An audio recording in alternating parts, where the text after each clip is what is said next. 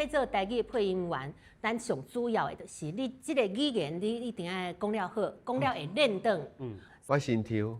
来，好，你即摆角色是15岁臭屁的查甫囡仔。头家娘哦，我要买一碗蚵仔面线来一碗爱咸的哦。这个臭屁的袂歹，要毋过你拄则迄个蚵仔面线，咱小可变做蚵仔面线去啊。咱台语内底蚵甲蚵，足够分唔着吼，所以咱来蚵你下海较蚵仔面线，蚵仔面线。嘿，下海较扭落来咧。蚵仔